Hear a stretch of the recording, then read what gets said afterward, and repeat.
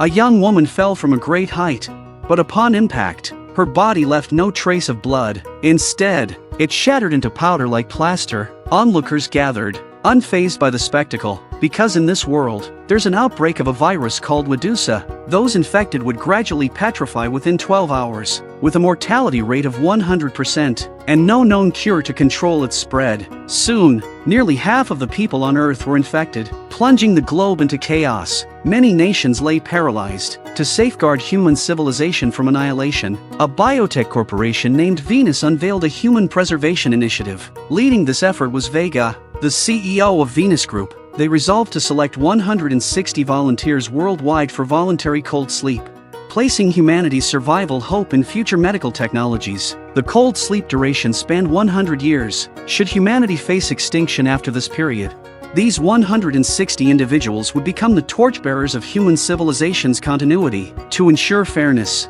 the selection of these 160 individuals was determined by a lottery. Today's protagonist, Kasumi, was fortunate to be chosen out of 8 billion people. These people were sent to a castle-like research base before commencing cold sleep. Vega equipped each of them with a bracelet capable of detecting the Medusa Virus. If an infection was detected, the bracelet would display black spots throughout their cold sleep. The entire research facility's operations would be overseen by an artificial intelligence named Alice, so that even if all humans are destroyed, cold sleepers in the base will not be affected in any way. Once all preparations were complete, the 160 individuals donned specially tailored attire and entered the cold sleep capsules. Kasumi was assigned to the topmost capsule. As the temperature within the capsule plummeted, she swiftly drifted into a deep slumber. In her dreams, she encountered her twin sister, Shizuku, who implored her to persevere and survive. After an unknown period had passed, when Kasumi opened her eyes once more, she found her capsule inexplicably opened. She subconsciously reached for her glasses, but the spikes cut her palm. Only then did she realize that the entire research facility was covered in countless massive thorns. Just at that moment, all 160 cold sleep capsules popped open, awakening everyone inside. The eerie sight unsettled the individuals, and the loss of communication with the outside world plunged them into panic. Meanwhile, as Kasumi prepared to exit her sleep pod, a strange bird flew towards her, its sharp teeth bared to attack.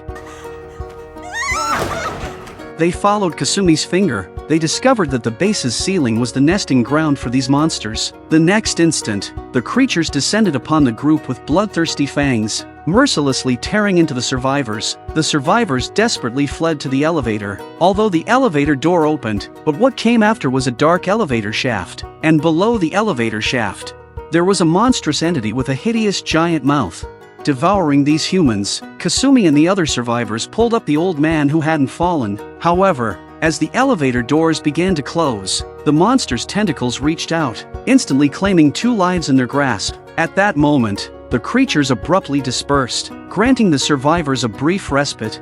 There were only 7 survivors left out of the original 160 people. After some communication, they decided that their first task was to go back to the ground, escape from the castle, so they started to move immediately. The dark corridors are filled with Thorn. It was like a passageway to hell, but they didn't realize. A colossal eye was watching their every move. Their escape route was blocked by a dark river. At this moment, several drops of liquid caught everyone's attention. It was the monster's saliva. The old man was seized by the monster, which swiftly bit down on him, then spat out its tongue, instantly severing the old man's head. The horrifying sight sent the group fleeing in terror. However, Timothy, a boy in the group, urged them not to run. He seemed to understand the creature well. Timothy explained that the monster's eyes were almost blind.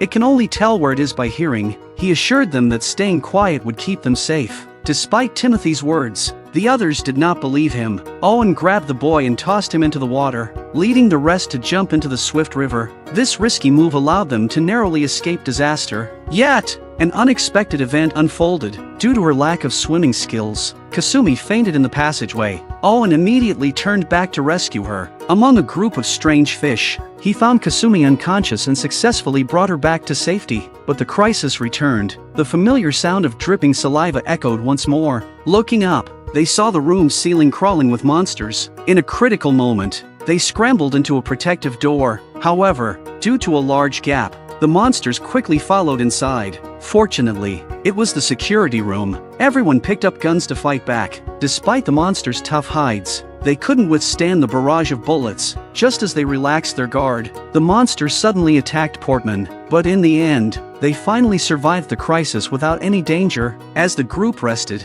Owen suddenly aimed his gun at Peter before entering cold sleep. Everyone's personal belongings had been confiscated. Seeing Peter wearing a necklace now hinted at a hidden identity. With his cover blown, Peter held Kasumi at gunpoint and left the room in the elevator. The rest of the group arrived at the control room and armed themselves with some guns. However, when they checked the date on the computer, they were shocked to realize that only 48 hours had passed since they entered the cold sleep capsules to sleep and wake up. Despite numerous questions, they now had to escape quickly. They tried to move silently past the monsters, but a sudden jolt caused Catherine to involuntarily scream, alerting all the monsters. Faced with this crisis, Owen immediately shot at a fuel tank, triggering a violent explosion that unleashed fierce flames. Meanwhile, as Kasumi woke up again, she found herself in a laboratory filled with the remains of numerous monsters. To her shock, she discovered that their awakening was orchestrated by Peter and Owen. Peter turned out to be the inventor of the cold sleep capsules,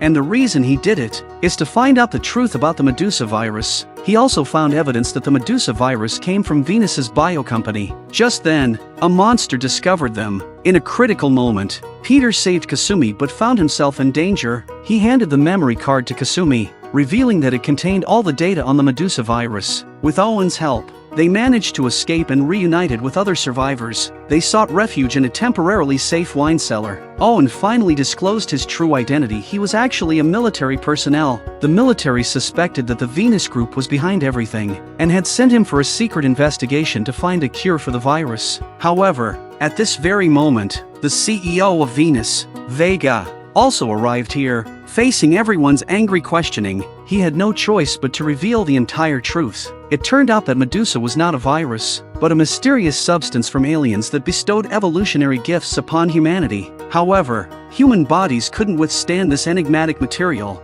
8 years ago, a meteorite struck the Earth.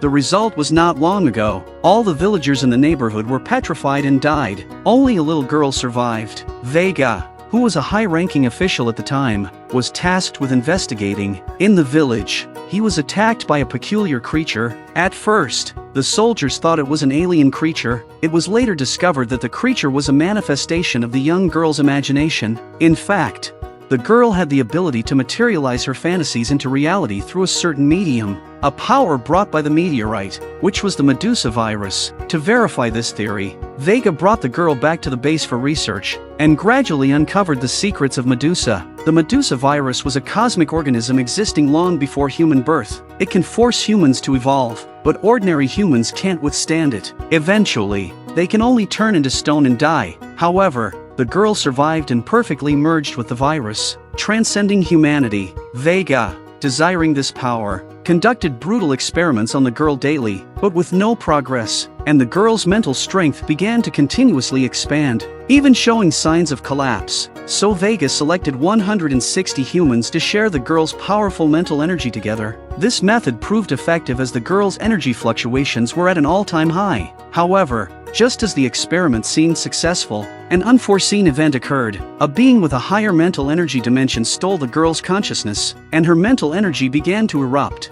Her cells underwent infinite fission, mutating into massive thorns and numerous monsters, annihilating everything in an instant. After recounting this, burdened by guilt, Vega chose to end his life. Just then, massive thorns suddenly emerged from the ground. Everyone immediately fled towards the passage but was unexpectedly ambushed by a horrifying monster halfway through. Owen rushed forward with his gun to buy time for the others to escape. However, in the midst of chaos, Owen forgot to change the ammunition and engaged the monster in close combat. It became apparent that Owen was no match for the creature, and he was quickly overpowered. In a critical moment, Portman thrust his sword through the monster's head, saving Owen. However, he succumbed to the virus after being contaminated by the monster's blood. Meanwhile, the thorns continued to grow wildly, causing seawater to surge in, blocking their path. Kasumi fell into despair as the situation worsened. Just then, Owen, who had narrowly escaped death, emerged from the water and rejoined the group.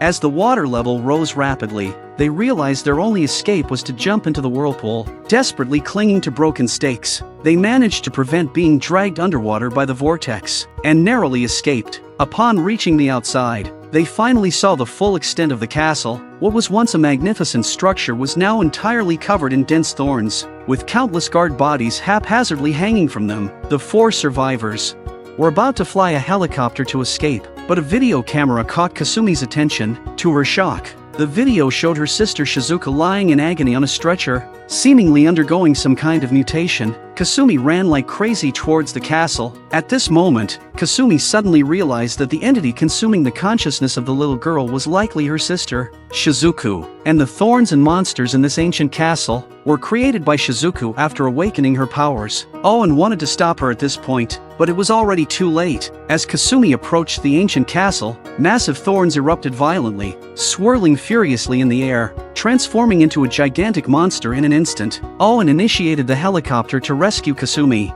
but Catherine, holding a gun, threatened him to quickly fly away from there. However, at that moment, a thick thorn directly struck the helicopter, hurling Owen out, causing him to fall into the castle and reunite with Kasumi. Unfortunately, Catherine got infected by the virus and turned into stone, leaving Timothy as the sole survivor. Meanwhile, Kasumi and Owen swiftly ascended to the upper levels of the castle, eventually reaching the control room at the top. Upon entering, they each entered their own illusionary realms. Owen unexpectedly encountered his long-deceased sister Laura, who immediately launched a fierce attack, leaving Owen defenseless. Beat me to death in the process! Alice is an AI.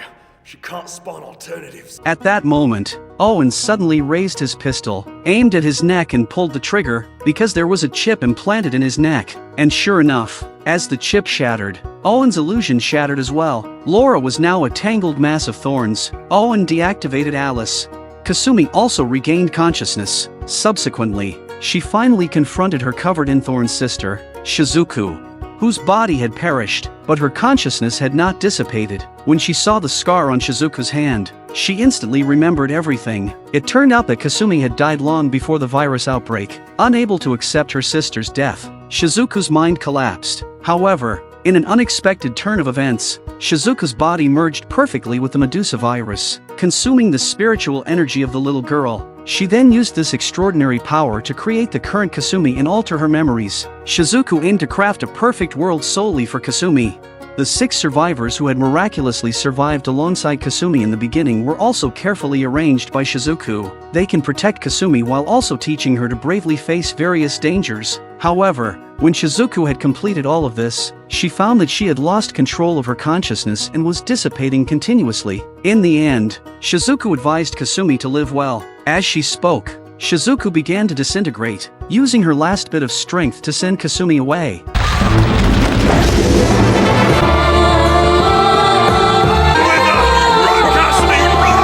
As they both plummeted from a height, countless thorns suddenly emerged, forming a massive web to catch them. Sunlight pierced through the clouds, and the seaside breeze comforted the 2 survivors after the ordeal. The scattered ruins bore witness that this was no dream. The valiant warrior had perished. His life concluded. You're a good man, Marco, always. Thank you. And goodbye. Finally, Kasumi embarked on the journey home with the young boy. The winding and tortuous road is akin to a life full of thorns and twists. Although filled with spikes and turns, there will come a day when the flower that belongs to you will surely bloom.